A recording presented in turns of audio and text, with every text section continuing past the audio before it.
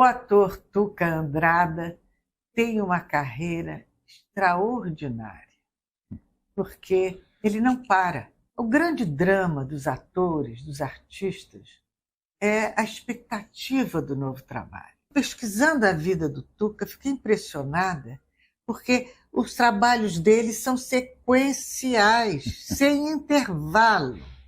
E isso pode ser muito bem explicado também por uma outra lista, que é a lista das premiações, ou das indicações a premiações. E isso explica o que faz do Tuca Andrada um dos atores mais requisitados da cena brasileira, desde a cena teatral, a cena das novelas e do cinema. Mas, além disso, o Tuca tem um plus. Ele é um artista da resistência humorística. O seu perfil no Instagram é um dos mais concorridos pela sua argúcia, a sua sensibilidade humorística fina de abordar todos os temas nacionais, os momentos, sobretudo a política brasileira, que vale muito quadro de humor. Tuca Andrada, como vai? Oh, tudo bem? Que prazer receber você aqui. Prazer todo meu, Hilde. E isso não é um clichê. Sou seu fã. sou fã já, faz tempo.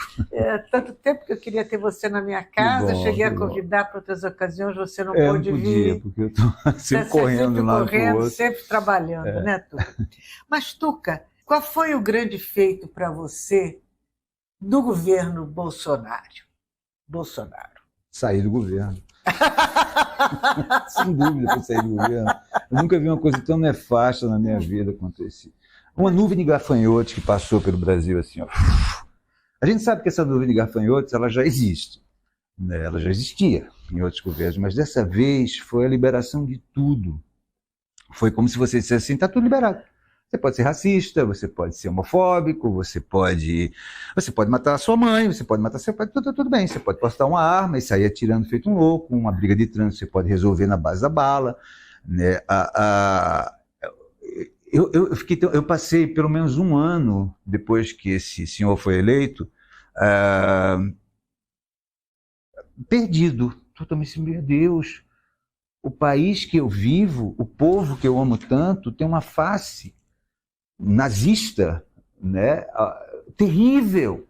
E eu nunca tinha me percebido. Eu sabia que existia racismo no Brasil, o racismo no Brasil, não, eu sempre soube. Eu tenho vários amigos que já sofreram muito racismo, entendeu? Então eu via isso todos os dias até, mas eu não sabia que era tanto. Eu não sabia que a ignorância era tanta. Porque a coisa que eu dizia assim, como é que esse homem foi eleito? O que ele tem de atrativo? Aí você vê que era só o ódio mesmo, que era só o estímulo aos piores instintos que tem, né, na humanidade. E isso me assustou muito, muito. Eu fiquei um ano muito assustado. Então talvez essa minha coisa, você falou aí, me apresentando que essa argúcia no humor, foi isso, porque de repente era a única válvula de escape minha, porque e logo depois veio uma pandemia, que eu também não podia mais trabalhar direito, né, teatros fechados, todas as produções de audiovisual, além de não ter mais dinheiro, porque ele cortou tudo, ele acabou com tudo, né? Uma nuvem de gafanhotos. Não tinha, por causa da pandemia, eu estava fazendo uma novela, a novela parou no meio. Qual a novela? Estava fazendo Amor de Mãe. Que depois tiveram que colocar os vidros, exatamente. Separando os atores. Foi uma loucura gravar aquele resto de novela, porque a gente não sabia, a gente podia estar lá e de repente um ator, um técnico pegar Covid e parar tudo de novo, ou então ter que remodelar todo o roteiro. Como é que a classe artística sobreviveu naquele período? Sobreviveu. Foi vender bolo, foi dar aula Quem online. Quem foi vender bolo? Várias pessoas que foram. Várias. Tem amigas minhas que não são atrizes tão conhecidas assim, são mais atrizes de teatro que se virar. Entendeu? Vai trabalhar, sei lá. E mesmo depois da pandemia, né? porque ele não eu acho que a queria. pandemia, por um lado, também, né, a gente tinha uma coisa terrível, mas ela obrigou essa classe também a se mexer, entendeu? Muita coisa online foi feita, eu acho que muita coisa ruim, mas teve muita coisa boa também. Eu vi espetáculos que eram preparados para serem transmitidos pela internet e que interessantíssimo, entendeu? Então eu acho Qual? que Você pode dar uns sim, exemplos? o pessoal do Galpão, que é o Paulo Moraes, o pessoal não, aliás, o pessoal do Galpão é de Minas. O pessoal do Teatro Armazém, Companhia Armazém de Teatro, que é de Curitiba. Eles fizeram um trabalho interessantíssimo, não só com o elenco deles, mas chamando outros atores também. O Galpão de Minas também fez um trabalho online muito interessante. Tiveram alguns monólogos que foram feitos, que também eram muito bons, mas tinha muita coisa boba.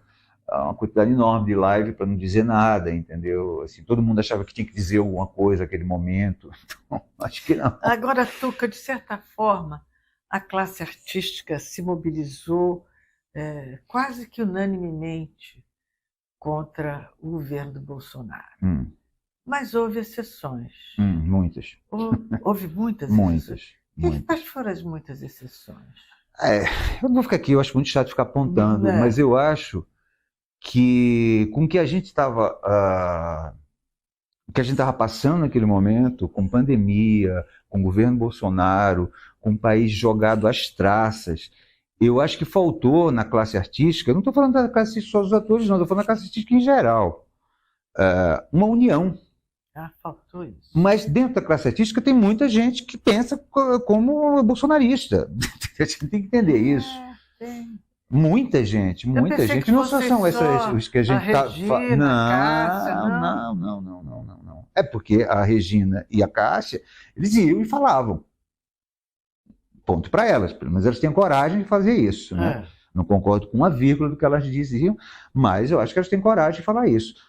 Você é muito bolsonarista aí, enrustido, muito mais do que você pensa. É uma surpresa. E você diz, caramba, mas como é possível? Como é que é possível que uma pessoa apoie um governo que está destruindo o seu local de trabalho, o seu meio de sobrevivência? Porque na ditadura civil-militar de 64, em todo aquele período, a classe artística foi de uma coesão, Exatamente. De uma fibra. Exatamente. Não havia vozes dissonantes. Quando havia era um escândalo, virava uma... Exatamente. E dessa vez, não.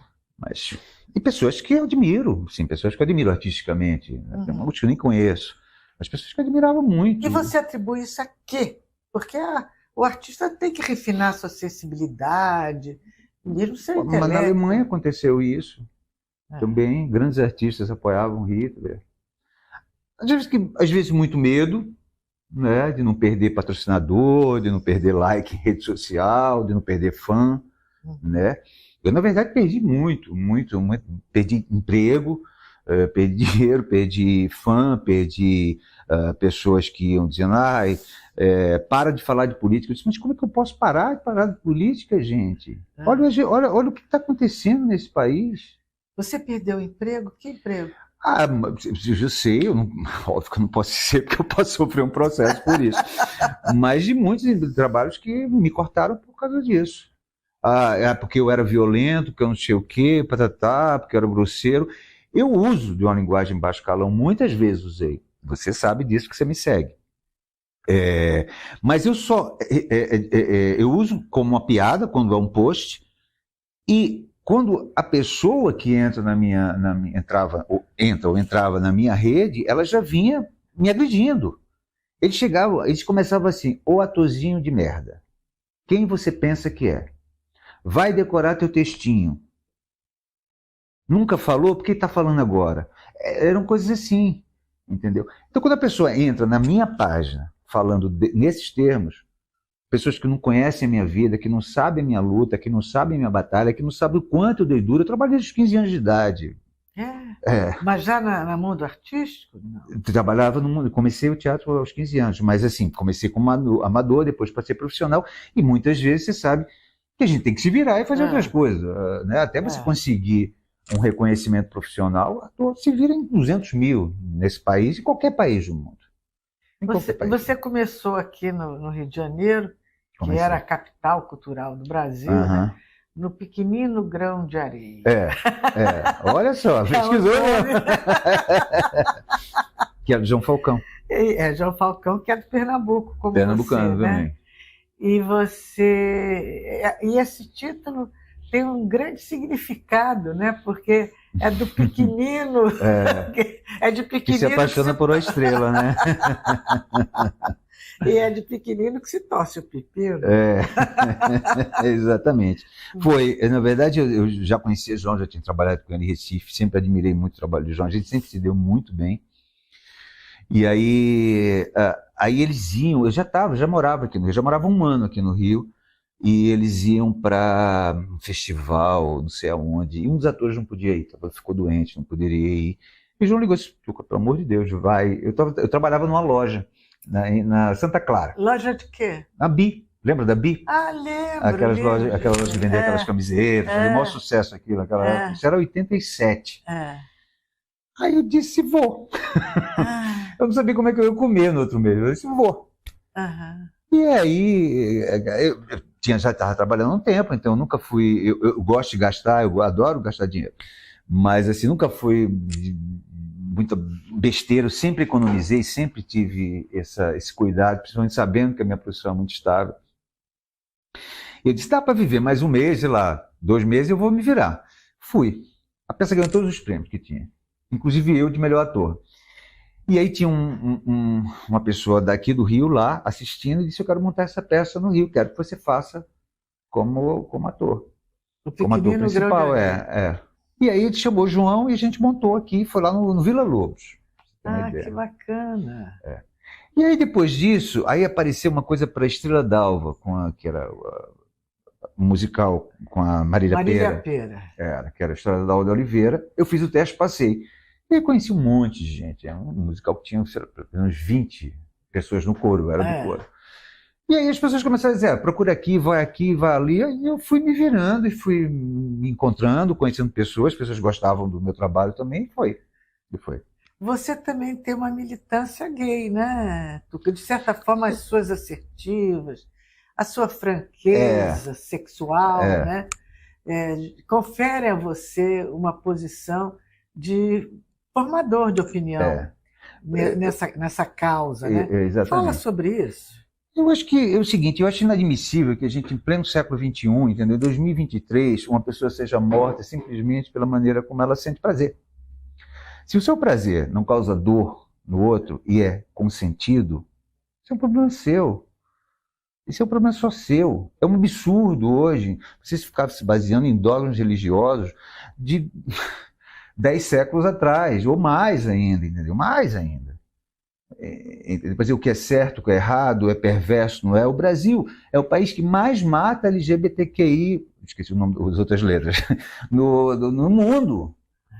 É o Brasil, é o país que mais mata travesti e transexual no mundo. São crimes bárbaros. Essas pessoas, esses trans, são mortos a pauladas no meio da rua. Então não dá para ficar calado. É a mesma coisa dos negros, entendeu? Foram os negros que construíram esse país. Eu tenho sangue negro, você tem sangue negro, ela tem sangue negro, entendeu? E a gente fica tratando o negro como subraça. Então não dá. Tem uma hora na sua vida que você... Pô, eu vou ficar fazendo o quê? Faço a peça, faço a novela, faço o filme, e fim? É essa a minha vida? Não.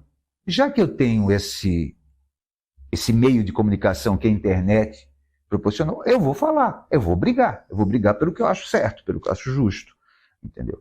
E eu acho que é um absurdo você ser execrado ou afastado de um convívio familiar simplesmente pela maneira como você é, pela maneira que você não escolheu, não existe escolha.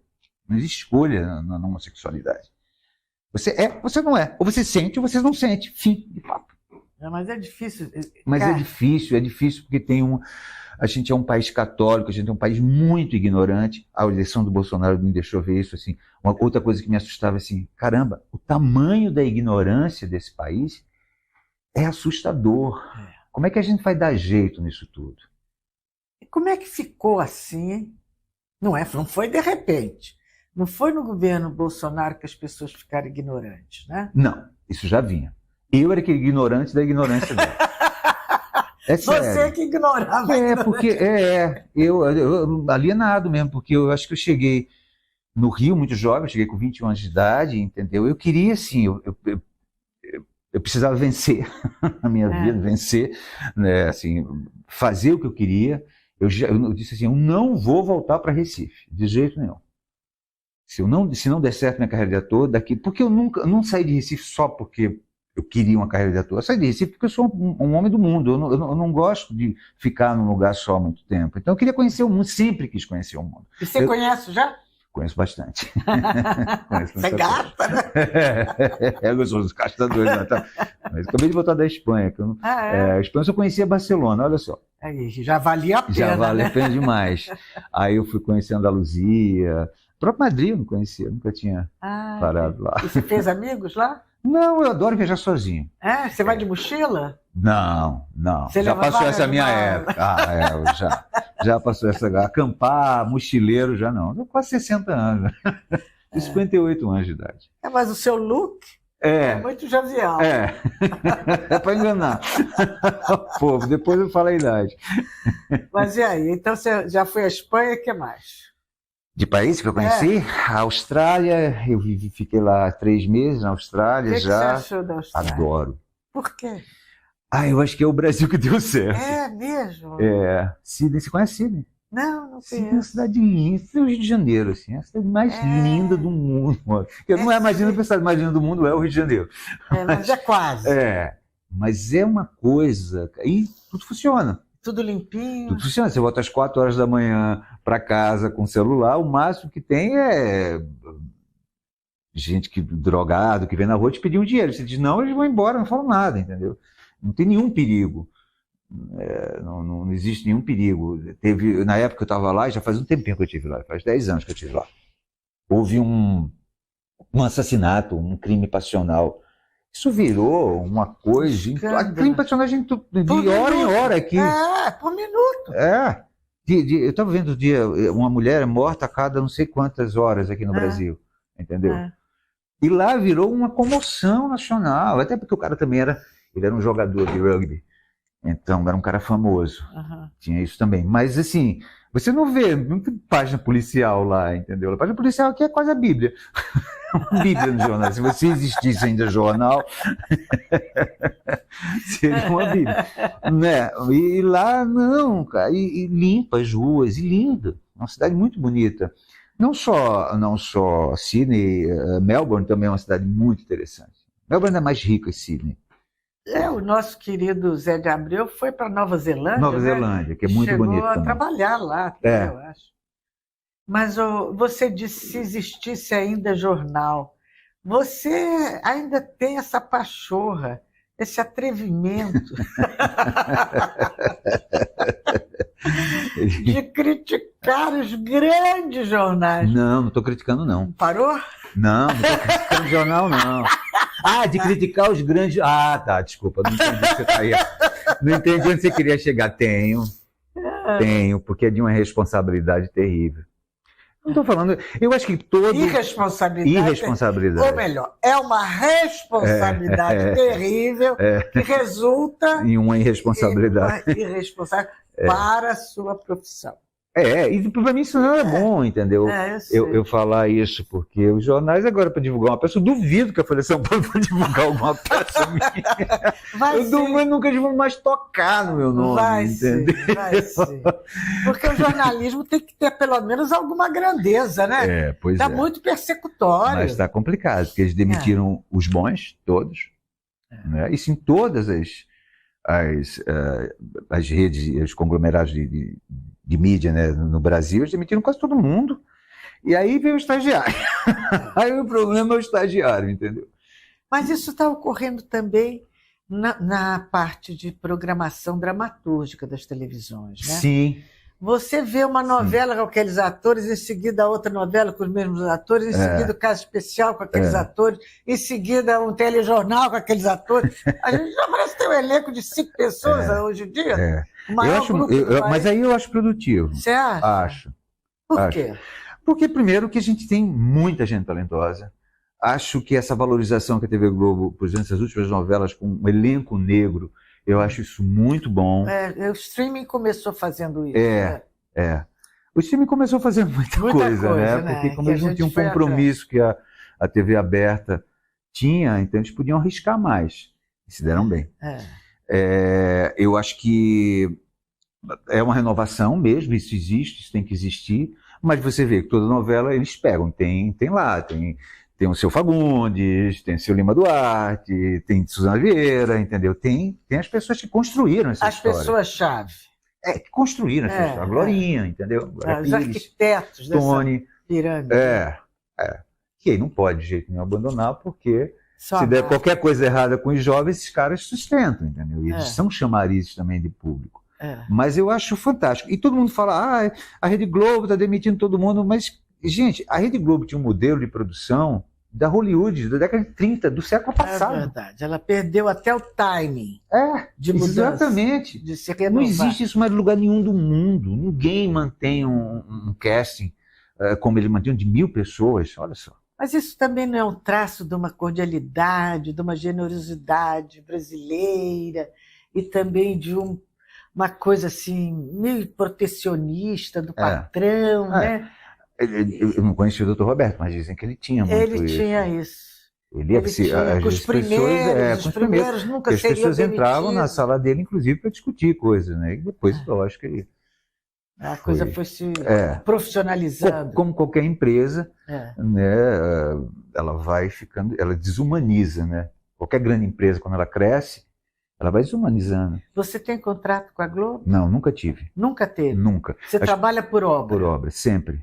Eu trabalhei já na Globo, entrei na Globo eu entrei fazendo elenco de apoio, depois eu fui fazer a novela O Dono do Mundo, que foi a primeira novela assim, que me deu destaque, em 91. E eu nunca tive contrato por tempo, só por obra mesmo. E era muito engraçado, porque todo mundo acha que eu fiquei contratado anos lá. Não. Eu acabava uma coisa e começava outra, acabava uma coisa e começava outra. Como é que era a negociação? Como é que é a negociação para o próximo trabalho? Você consegue beliscar um pouquinho mais de cachê? Difícil. É difícil. É difícil. Eles têm um plano de atualização de cachê, mas é uma coisa que é muito baixa, entendeu? Eu trabalho agora como eu tenho um agente, então eu sou péssimo. Quem é seu agente? O Zeca Vitorino. E ele é bom? Ele é ótimo.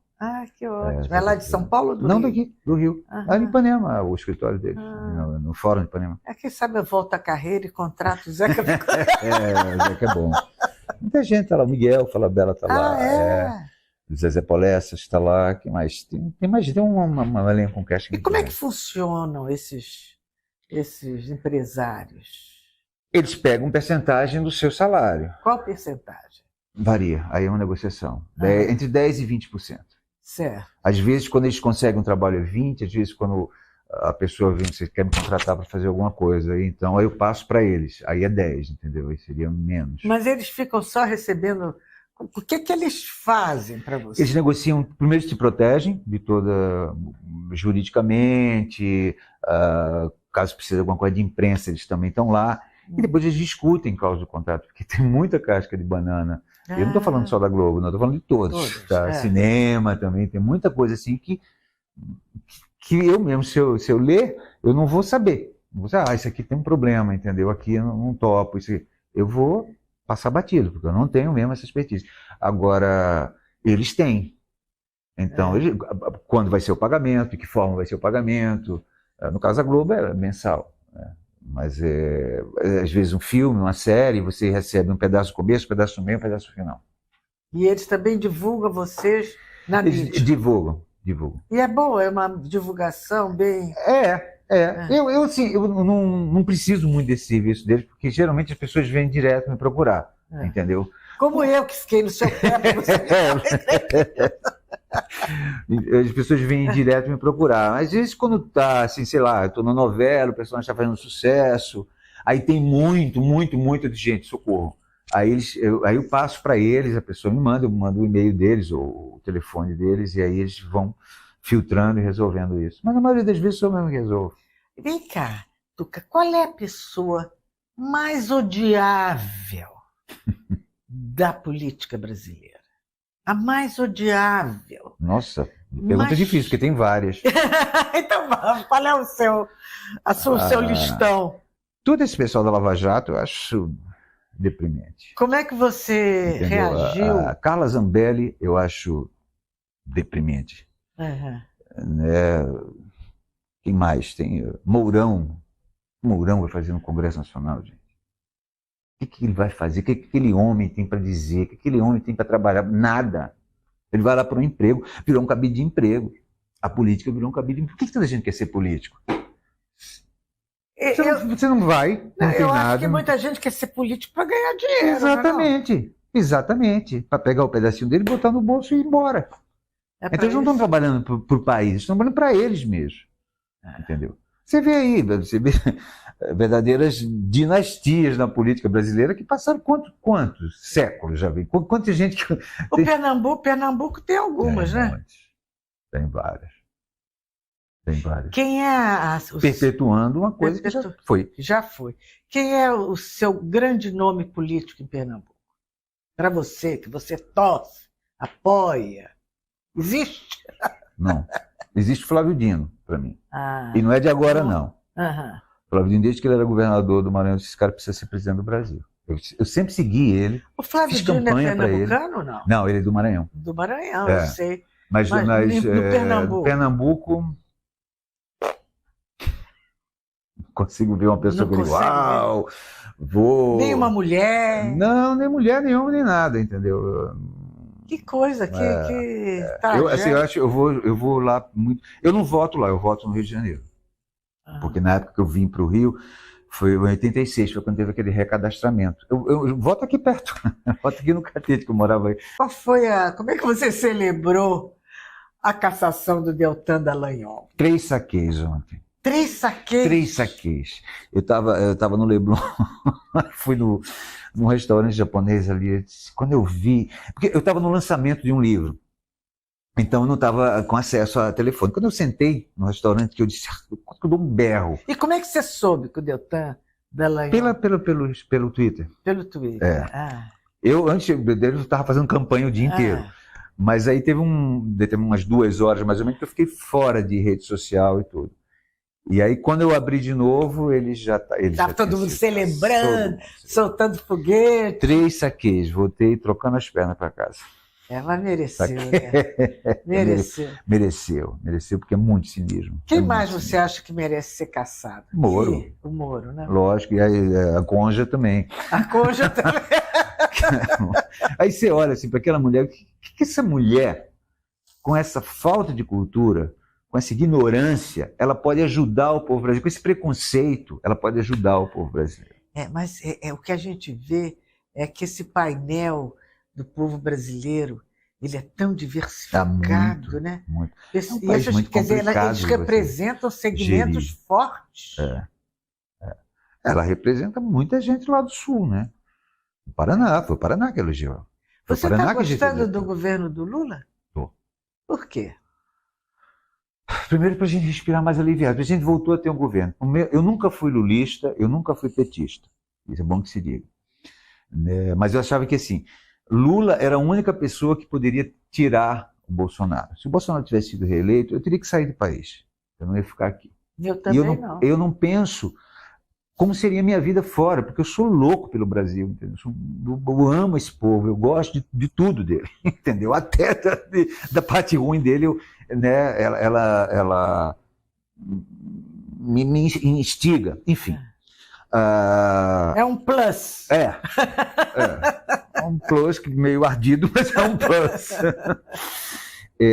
Então mas eu vi que ele era o único possível de acabar com aquela palhaçada toda, e aí eu fiz campanha para ele mesmo. Eu nunca fui lulista. Nos 2 governos dele eu tinha críticas a ele, eu tinha críticas a Dilma, eu não gostava do governo de Dilma, mas acho que ela foi sabotada. Porque a mulher? Porque a mulher, lógico, país machista. Existe machismo no meio artístico? Oi? Existe tudo. Existe machismo, homofobia. Existe tudo isso no meio artístico. Essa ideia de que o artista Isso é uma ideia do século XIX. Essa ideia de que o artista é um ser iluminado e que, né, sabe tudo, e bondoso, e soberano, né, e sábio. Isso é uma imagem criada no teatro francês, no teatro inglês, no século XIX, e que foi pego por Hollywood. Por que Hollywood não... Por que uma atriz, a Rita Hayworth, não podia tomar um porre? Porque isso ia manchar a imagem dela. Como é que essa mulher, né, essa artista, essa mulher que vem do Olimpo, ela não é igual a gente? E isso é uma bobagem, né? Isso é uma coisa que... mentira tem perna curta. Né? Isso é uma coisa que hoje... Né, o Bukowski, ele fala assim, um artista é um cara tão comum como o meu vizinho, da porta ao lado. Ou seja, parem com essa mania de divinizar os artistas, porque ninguém é divino. Não são mais sensíveis? Não, são mais sensíveis para um determinado, uma determinada área da vida, outra não. Né? É lógico que tem uma sensibilidade, eles sentem o mundo de uma maneira, né, diferente das outras pessoas, sem dúvida nenhuma, qualquer artista, qualquer ramo artístico. Mas isso não avaliza caráter. Agora, você acha que os artistas de hoje têm o mesmo nível de intelectual e de ilustração, de se ilustrarem, que os artistas, por exemplo, de 1980, 70? Não. Não. Não. A gente se perdeu muito... Aí eu vou falar da minha classe, que são os atores. Eu acho que a gente se perdeu muito numa coisa de...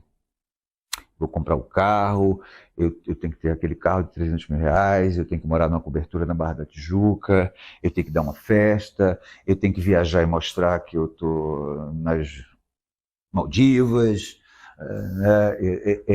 Você acha que a revista Caras teve influência nisso? Eu não posso nem falar da revista Caras, mas enfim. Estou por aqui com a revista Caras. Mas foi claro, uma cultura da revista mas, assim, Caras. Não é, a revista Caras é apenas um órgão, isso foi uma onda que teve. Entendeu? Então as pessoas acharam muito, elas começaram a pôr o valor de um ator em outra coisa, assim, se ele seria um bom ator se ele estava na Ilha de Caras, no Castelo de Inverno da Quem, né, Isto é Gente não sei aonde, se ele aparece tudo isso, ele é um grande ator. Não é isso que... Né? E deixaram de estudar, deixaram de ler, deixaram de se instruir.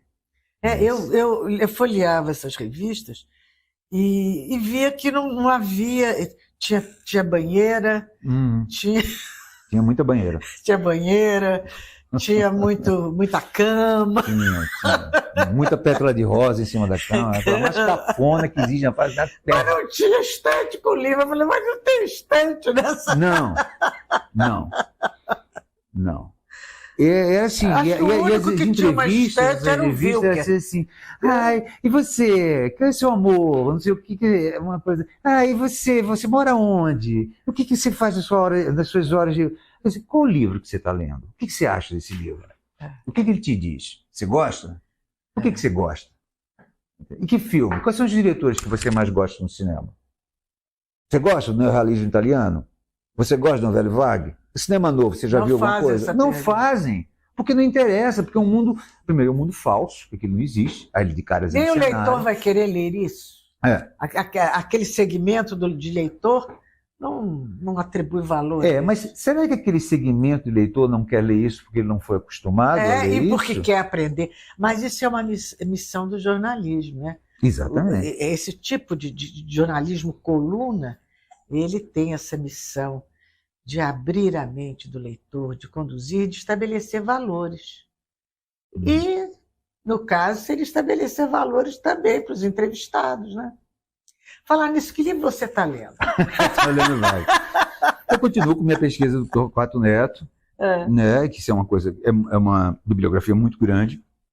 Então, mesmo após ter estreado o espetáculo, eu nunca considero um espetáculo pronto. Esse espetáculo é muito autoral, então eu estou sempre voltando àquelas fontes, é muita informação, apesar da vida dele ter sido tão curta. Eu estou lendo Escravidão, já é o segundo tomo do Laurentino Gomes, que eu sou fã do Laurentino Gomes, eu acho maravilhoso a maneira como ele conta a história do Brasil. Ontem eu fui na livraria que eu comprei já o terceiro. Né? Eu estou lendo em inglês as obras completas do Arthur Conan Doyle. Pode parar, pode parar. Já passou no teste, está contratado. Eu gosto de ler, eu não leio só um livro, eu leio vários. Né? Assim, o meu trabalho já me obriga muito a ler. Né? Qualquer trabalho que eu vou fazer, ele tem uma pesquisa grande. Porque exige mesmo, é curiosidade. Né? Se for um trabalho que não é um trabalho contemporâneo, que é uma história que se passa na contemporaneidade, você vai ter que pesquisar. Como é que né? Você tem que... Mas isso é uma coisa stanislavskiana, né? De você se aprofundar, de você entrar naquele universo. Quanto mais informação um ator tem... Você foi também stanislavskiano? Não. Eu estou mais para Brecht. Brecht, o distanciamento. Eu tô mais. Eu não gosto desse negócio. Eu não gosto dessa... Porque também o Stanislavski, ele foi muito deturpado, né? E eu acho que qualquer método de interpretação, ele serve aquele grupo, aquela época e aquele lugar. Ele não pode ser aplicado em todo. Ele pode ser usado, um pedaço dele, em outros trabalhos. Mas, assim, não dá para você ler Stanislavski e tentar reproduzir ele agora, entendeu? Porque é uma bobagem. Aquilo ali foi feito para aquela época, para a Rússia daquele século, entendeu? Mas a informação, sim. Eu preciso saber quem foi Stanislavski, quem foi Grotowski, entendeu? Quem foi Brecht. Eu preciso saber o que esses caras pensavam de interpretação. Né? E com certeza, isso alguma hora vai me ajudar. Mas dizer, não, vou fazer um trabalho brechtiano. Porque havia isso. Sempre teve. Eu acho isso meio bobo, entendeu? Acho que não existe como também assim trabalhar um processo, uma companhia, um processo e só ficar naquele processo na companhia, fazer várias peças. Eu acho que tudo fica meio igual. Eu acho que uma companhia ele também usa vários tipos de processo, de laboratórios para poder chegar ao resultado que o diretor, que o autor, ou que mesmo o grupo quer. O Zé Celso dá uma declaração, outro dia ele repetiu, o Zé Celso Martins Correia, do Grupo Oficina, que a coisa melhor do mundo é ser artista. Eu vi. Você concorda? Porque não há percalços, não há momentos piores. Mas com a profissão há, né? Mas fala sobre a profissão. Você está vendo o que eu estava falando dessa aura que os artistas têm de ser uma coisa... Especial. Ser uma coisa especial. Mas não tem os percalços? Claro que tem percalços. Qualquer profissão tem percalços. Dentista tem percalços. O engenheiro tem percalços. Por que o artista, o ator, não vai ter? Ou porque o escritor não vai ter? Mas eu não sei como é outra profissão, porque eu nunca tive outra profissão na minha vida. Eu só fui ator. Eu fui vendedor de loja para poder... Primeiro no Recife... E você conseguiria ser outra coisa além de ser ator? Hoje em dia acho que sim. Hoje em dia acho que sim. Por exemplo? Qual é? Paisagismo. Arquitetura, fazer paisagismo. Eu sou louco por paisagismo. Eu sou fã número 1 do Burle Marx. Eu adoro. Eu passo aqui no aterro, eu fico louco, eu fico assim, parece uma criança. Às vezes eu pego a bicicleta e venho até aqui. Ele não era o homem das folhas, né? Das flores. Ele era o homem das plantas. Mas se você perceber, é uma sinfonia que tem aí. É muito bonito. Né? Tem uma música aí nesse E você já foi na Fundação Burle Marx? Fui lá. Tão bonito, lindo, né? Lindo. Agora, você também canta, né? Canto. E você fez o Orlando Silva. Você tem um timbre que se aproxima do Orlando Silva. Se eu tivesse um timbre que se aproximasse do Orlando Silva, eu seria cantor. Agora eu vou te propor, faz aí dá uma palha. Imitando ele? Orlando Silva. Lábios que eu beijei, mãos que eu afaguei, numa noite de luar, assim. Continua, adoro essa música. Lábios que beijei, o primeiro grande sucesso dele. Você fez quantos anos esse musical? 3 anos. 3 anos. Depois voltou, né? Depois a gente voltou com um show. Aí não era mais a peça, porque era uma dramatização da vida dele. E aí a gente passou 3 anos. Aí a gente fez... Aí passaram-se 10 anos. Passou 10 anos a gente... Tem tanta música do Orlando que eu gostaria de cantar. Súplica, era uma música que eu não cantava na peça que eu... Dá uma palhinha de Súplica. Aço frio de um punhal foi teu adeus pra mim. Não tendo na verdade, chorei e pedi. As súplicas morreram sem eco em vão. batendo nas paredes frias do apartamento.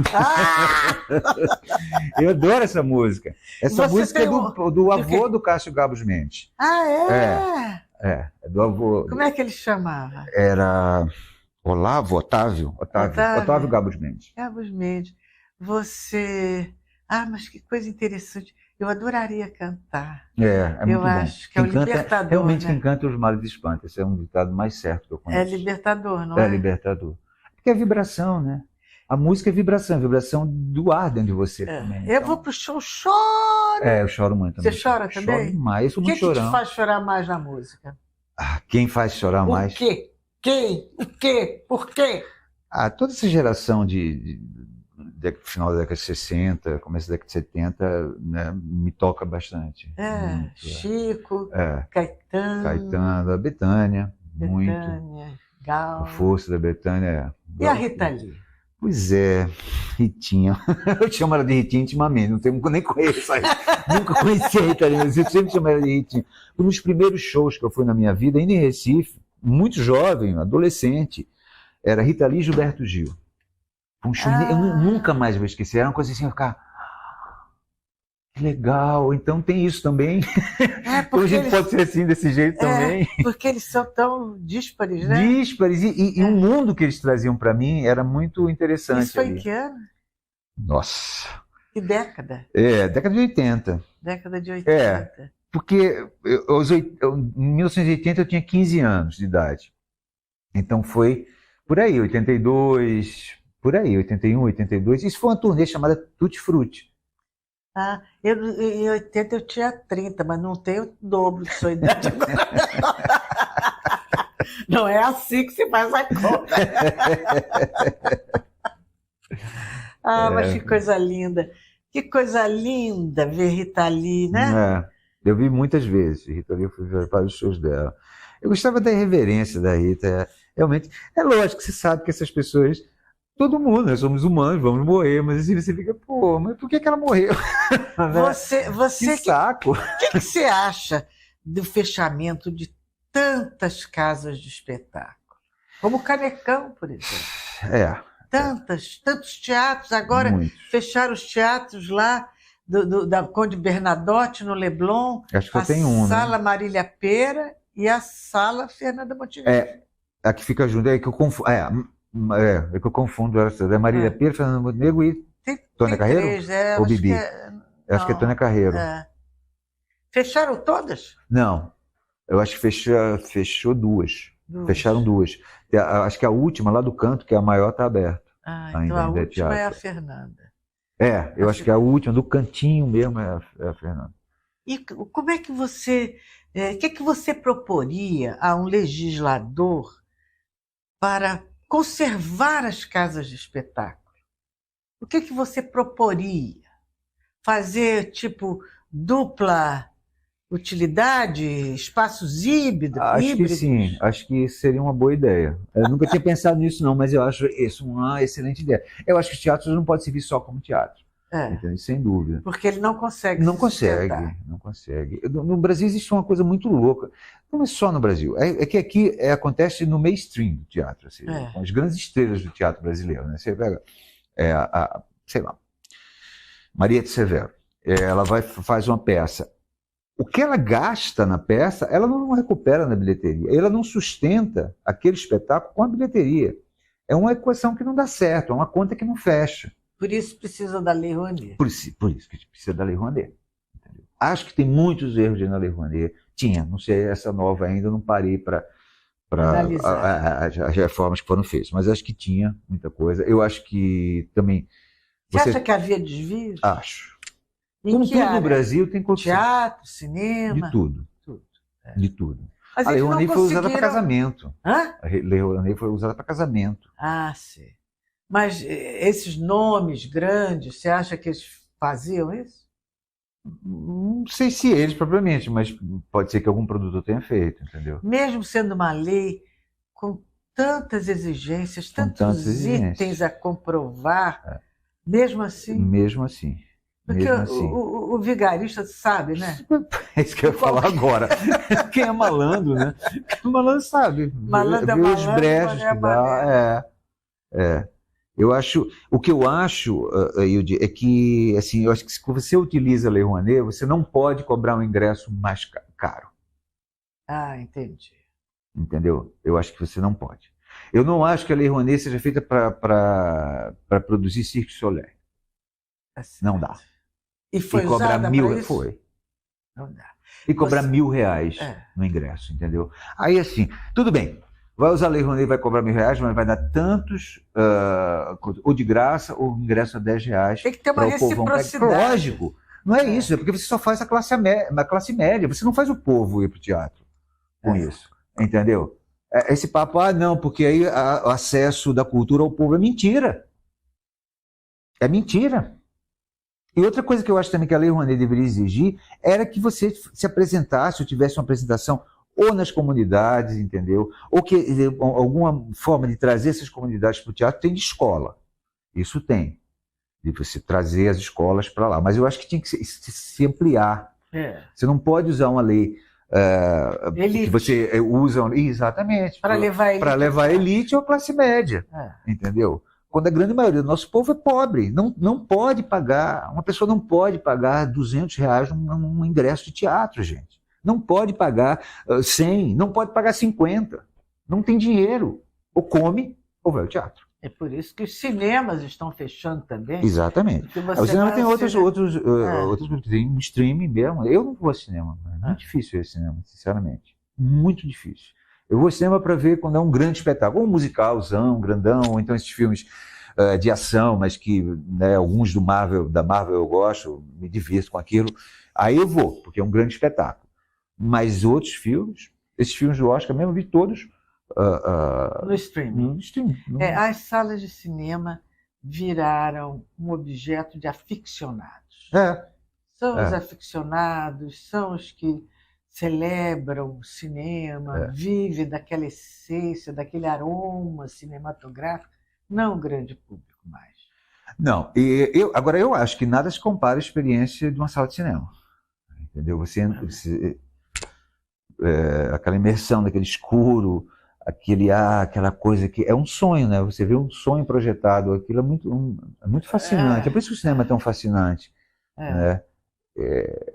Como eu acho que não existe nada igual a um bom espetáculo de teatro. Porque um bom espetáculo de teatro, ele acontece, aquela verdade, que na verdade é uma mentira, ela acontece naquela hora. Os atores estão vivendo aquilo naquela hora, é uma experiência única. Entendeu? É transformador. Quando você vê um bom espetáculo de teatro, com os atores afinados, com tudo funcionando, tudo engrenado, você sai outra pessoa, você sai renovado. O cinema você leva para casa, você vai, é um sonho, aquela hora ali. O teatro, ele fica dentro de você, ele tem uma força. Depois você o teatro vai acabar, não vai. Imagina, se vai acabar agora, já durou tanto tempo. Então, durou uma pandemia. Alguns atores pegam um personagem ou um espetáculo e fazem esse espetáculo a vida inteira, anos e anos. Você chegou a aventar a possibilidade de fazer o Orlando Silva a vida inteira? Sim, o show sim. Não fazer a vida inteira ser sempre isso, só isso, mas de ter aquele negócio guardado e poder fazer, como o Torquato também tem essa intenção. E aí você, só que o Torquato é mais fácil. E você faz shows, por exemplo, para uma plateia reduzida, para festas? Faço. Fiz. Fiz aqui no aniversário, aqui no Jockey, e eu fui também convidado para fazer, e não era uma plateia reduzida, era uma festa gigantesca, eram os donos do Big Bang. E era lá no Ceará, você era em fez Fortaleza. O quê? Um show. Orlando Silva? Orlando Silva, cantava Orlando Silva, que ele gostava muito. Um dos aniversariantes, eu acho que eram gêmeos, ou eram dois irmãos, não sei. E estavam fazendo 80 e tantos anos. 80 anos. E era uma grande, uma festa gigantesca, assim, um lugar. A gente tinha um palco com luz, com uma luz que nem todo show tem aqui. Entendeu? Eles contrataram a melhor luz, som, tudo. E a gente fez o show lá. Fez um pocket show lá. Quanto custa um show? Você pode falar, não? Posso. E dá o telefone do seu empresário. Olha, custa de 10, 15 mil, depende, tudo depende muito. Porque, assim, um próprio show eu posso reduzir o número de músicos. Você sabe de cor o telefone do empresário? Não sei. Não sei. Você sabe o nome, né? O Vitorino, né? Eu queria que você me falasse agora, com sinceridade, sobre o ambiente de trabalho na TV Globo. Na TV Globo. Olha, qualquer lugar em que a vaidade, né, ela está em jogo, e ela está em jogo não só na área artística, mas em muitos. Assim, eu nunca imaginei que eu visse tantas estrelas no mundo médico, por exemplo. Tanta gente estrela. E vi. Eu jamais achei que fosse ter tantas estrelas na advocacia. E eu vi advogados que são assim. Então, eu acho que isso acontece sempre. Mas na Globo, na televisão, na Globo não, na televisão você trabalha com a sua imagem. Então, além de ter esse você está com a sua imagem. Então é complicado mesmo. E ela dá um poder, uma ilusão de poder muito grande. O sucesso ele dá uma ilusão de poder a você muito grande, muito perigosa. E as pessoas se acham meio deuses. Então, eu fiz coisas na TV Globo maravilhosas, assim, estou falando que nem eram tão maravilhosas artisticamente, mas o ambiente de trabalho era uma delícia, era uma maravilha, era gostosérrimo, eu me divertia, eu ia para lá querendo. E tem outros trabalhos, Malhação. Malhação. Que todo mundo dizia, não, Malhação, vai fazer Malhação. Eu disse, vou fazer Malhação. Eu também tenho esse negócio, eu não vou fazer isso porque isso pode depor contra mim. Não, eu tenho que pagar a conta. Tá? Eu tenho que pagar a conta. E eu aprendo. Em tudo que eu faço, eu busco um aprendizado. Então, não, você vai para Record? Vou para Record. Você vai para SBT? Vou. A Globo não me quer. O SBT quer, por que eu não vou para isso? Vou ficar aqui esperando que a Globo diga que me quer? Não. É dar muito mole para ele, né? Então é isso. Eu acho que teve e já também vivi ambientes péssimos dentro. Péssimo, muito complicado. Principalmente quando a novela não dá certo. Que aí havia uma pressão muito grande dos executivos em cima dos diretores, dos autores, e às vezes degringolava de vez aquilo, e era um saco. Já teve coisas que eu fiz na TV Globo, e não é só na TV Globo, no SBT e na Record também, que eu ia sair daqui até o Projac para sofrer, eu ia assim, entendeu? E tem outros que eu ia, vou para lá, vou encontrar um monte de gente legal, entendeu? Então, agora, é um lugar onde tem muita competitividade, sim.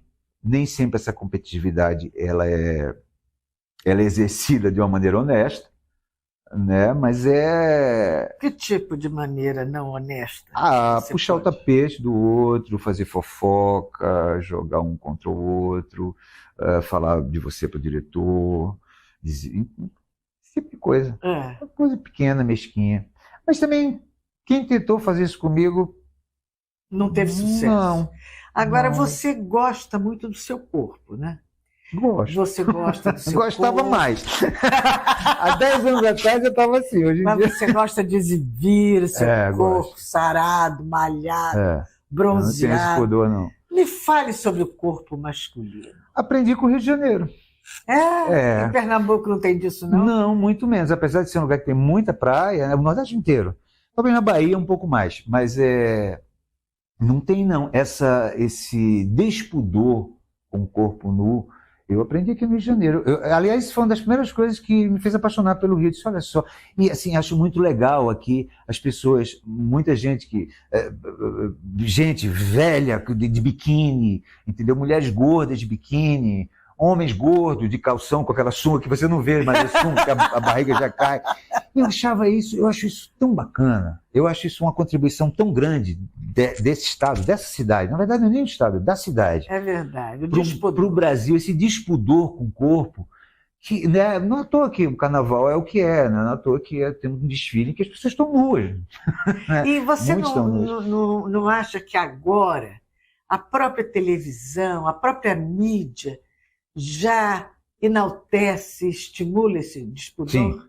Sim. Até porque também, antigamente era o corpo da mulher que vendia mais, né? Era o corpo nu, né? Machismo. Né? E aí isso foi mudando, o homem também poderia... Vender seu Fotografia de homem nu tem desde a década de 30. É. 20 você encontra. Não, você já viu o total. Davi de Michelangelo Pois é. lá? Tá Isso lá. não é nenhuma novidade, mas ela não era comercial, ela não era comercialmente viável. Ao contrário, isso poderia causar um certo, né, as pessoas ficarem, não, imagina. E isso foi passando, foi perdendo, e o corpo do homem também é comerciável, é vendável, né, e se percebeu. A sensualidade masculina não é só uma coisa ligada ao gay, né, mas que um homem pode ser hétero e pode ter sensualidade, pode gostar do seu corpo e brincar com o seu corpo, cuidar do seu corpo também. Porque os atores antes não cuidavam tanto de seus corpos. Menos. Mas eu faço parte de uma geração também que pegou essa onda de academia, de saúde, que é uma onda que vem da década de 80 para cá, né? Porque até 70 não era. Não era. Não era mesmo. Era aquele homem esquálido, fracote, que fazia uma coisa meio romântica. Mesmo já lá da trás, no Velho Vargas. Exatamente. Você vê homens como Jean-Paul Belmondo, né, eles não são homens musculosos, nada, são lindos. Um charme incrível. Mas eles não têm essa... Mas mesmo hoje em dia, esse negócio desses caras bombados também já está... arrefecido. Tá. Já não é mais uma coisa, não. Agora chega ao ponto de equilíbrio, né? Eu acho que sim. Fala do Torquato. Torquato é uma história muito engraçada. Eu estava fazendo o Orlando Silva, estava voltando um dia à noite para casa, e aí tinha, não sei se você lembra, aqui no Dia tinha uma coisa chamada Letras e Expressões, uma livraria chamada Letras e Expressões, que ficava aberta 24 horas. Eu moro no Leblon há muitos anos, e ela tinha uma que ficava ali, perto da Praça Cazuza. E eu sempre entrava lá, toda noite eu sempre entrava, folheando o livro, o povo já me conhecia, depois abriram um café, eu ia lá tomar café, enfim. Um dia eu estou voltando do espetáculo, aí entro e vejo um livro chamado Torquatalha, do Paulo Roberto Pires. Eu já tinha ouvido falar de Torquato Neto, né, muitas vezes, por causa das parcerias dele, com a Guarda Tropicália e tudo. Não tinha um conhecimento mais profundo, sabia que ele tinha se suicidado, mas não tinha um conhecimento mais profundo. Aí peguei o livro, comecei a folhear engraçado, disse assim, isso algum dia vai dar samba, isso algum dia vai dar alguma coisa. E comprei o livro, levei para casa e deixei lá. E vez por outra eu voltava, ele ia. E às vezes eu não entendia o que ele estava falando, não entendia nada do que ele estava falando. Principalmente as poesias dele, eu achava muito fechado, muito hermético. Então eu disse, meu Deus, sei o que esse homem está falando. Aí fui ler toda a parte jornalística, né, da Geleia Geral. E eu, quando eu li aquilo, eu disse, caramba, tem vários personagens aqui dentro. Se eu quisesse fazer um espetáculo só com os personagens de Geleia Geral, assim, escolhendo algumas crônicas e fazendo, daria muita coisa, porque Geleia Geral tem muitas histórias que ele conta. E muito engraçadas, com muito humor, grandes personagens. E aí eu fui conhecer mais. Quando teve? Aí ia, parava, ia fazer outra coisa, trabalhava, parava. Quando teve a pandemia, e eu tive que ficar em casa, né, eu disse Torquato. E foi um momento em que eu me sentia aterrorizado pelo governo que a gente estava, aterrorizado pela face muito feia que eu vi no país e paralisado por uma pandemia. Então eu estava com muito medo. E me disse, o que vai dar? E não era nem um medo que eu verbalizava, mas eu sentia uma ameaça o tempo todo, eu me sentia ameaçado o tempo todo. E aí o Torquato, ele viveu numa época em que ele também se sentia ameaçado o tempo todo. Né? E é engraçado, porque eu falo isso até no espetáculo, que um cara que é sempre visto como o maluco, o drogado, né, o bêbado, o suicida, o pirado, que se internava por conta própria, ele começou a me dar uma possibilidade de saída, de dizer assim, não é assim, sempre tem saída, porque ele fala isso muito nos textos dele. Abra uma janela, não tem como fazer, faça de qualquer jeito, faça do jeito que tem. Não se renda às dificuldades. Então é engraçado, Torquato, um homem que acaba com a vida dele aos 28 anos de idade, dizia para mim, um homem de 50, dizia, vai, abre, tem abertura, a gente tem que ir, não pode parar, não pode ficar parado. Aí paradoxalmente se suicida. Então, né? Então eu comecei, aí comecei a estudar, li muitas teses sobre Torquato Neto, li muita coisa escrita sobre ele, vi muita coisa sobre ele, Tem um documentário ótimo chamado Todas as Horas do Fim. No NetNow tem esse, que é um documentário que me guiou muito também. E fui. Aí teve a pandemia, acabou a pandemia, eu fui para Pernambuco, para Recife, e aí continuei lendo, vendo, ouvindo. Eu ouvi muito as músicas do Torquato, muito. Começando a entender mais a poesia dele, porque aí você tem um conhecimento do que ele está falando exatamente. E aí eu disse, vou montar isso aqui. Eu fui até Teresina, fiz uma pesquisa. Lá em Teresina tem um acervo que é do primo dele, Jorge Mendes.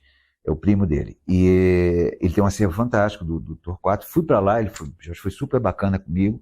E fui recebendo vários sims, assim. Eu recebi sim do filho, sim do George, sim do cunhado dele, o irmão da Ana, que eram muito amigos. E aí eu disse, eu vou fazer esse espetáculo. Eu disse, mas como é que eu vou fazer esse espetáculo? A gente tem um governo de maluco, tem uma pandemia e tudo. Eu não sei como é que eu vou fazer isso, mas eu vou fazer, porque é como se o Torquato dissesse, faça.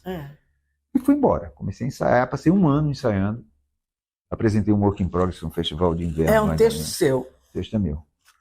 A direção é minha com a Paula Costa Reu, que é uma coreógrafa, uma bailarina também, lá de Pernambuco. E a direção musical do Caio César Citônio, que é um cara que eu já tinha trabalhado com ele que é pernambucano também, que já tinha trabalhado com ele no Orlando Silva. E ele estava morando também em Recife. Aí eu aproveitei e disse, vamos. Comigo, ele toca comigo no espetáculo. Tem um Pierre Leite também que fica uma coisa. E a gente foi. E eu dizia, gente, eu não tenho um tostão, eu não tenho grana. Vocês topam. Fui topando. Parece que quando você tem uma boa ideia, e essa era uma boa ideia, as pessoas vão sendo mesmerizadas, elas vão sendo como se fosse um furacão que vai pegando todo mundo, até que chegou na estreia, que foi esse ano, 10 de março de 2023, e agora eu quero trazer para cá, para o Rio e para São Paulo, quero fazer mais, na verdade eu queria fazer mais. Fez sucesso? Muito, lá. Que bom! Muito. E nesse, assim, eu vou experimentar também para ver se o que eu estou pensando não é uma maluquice. Né? E você faria aqui no Rio aonde? Em vários lugares que eu faria. O Poeira seria um dos lugares. Bom. Eu sempre, toda vez que eu pensei no Rio, eu pensei no Glaucio Gil, Teatro Glaucio Gil, ali em Copacabana. Só que o Glaucio Gil está meio abandonado já. Né? E é um ponto que as pessoas têm um pouco de receio. De receio. Mas ele seria perfeito. Eu acho a cara dele. Até porque ele era louco por Copacabana. Quando eu estreio o Orlando Silva, também, naquele antigo Ricamar. E o Teatro Copacabana? Maravilhoso. Eu trabalhei lá, antes de fechar. Palace, seria ótimo. Agora eu não fui ainda. Não, mas o meu espetáculo é Arena. Tá. Ele perde muito se ele for... Sesc, né? Aquela coisa. Aí pensei no Sesc. Aliás, entrei no edital do Sesc aqui, do Sesc Copacabana. Que o show do Orlando eu estreiei lá também. Foi um grande sucesso. Eu acho que é perfeito aquele lugar. Tem uma quantidade de pessoas que... Não é um espetáculo para grandes plateias, é um espetáculo para plateia pequena, porque é como se eu estivesse contando uma história entre os amigos. Como se fossem todos os meus amigos. Você está numa roda de amigos e começa a contar uma história. É mais ou menos esse clima. Então é o clima aqui da nossa entrevista. Tuca, muito obrigada. Imagina, obrigada a você. Alegria ter você aqui. Prazer enorme. Todo meu. E você vai ver lá o Torquato. Vou ver, claro que eu vou. Não vou a São Paulo. Não, eu vi para cá. Posso até ir. Mas se você não vier para cá, eu vou para São Paulo. Não, tá bom?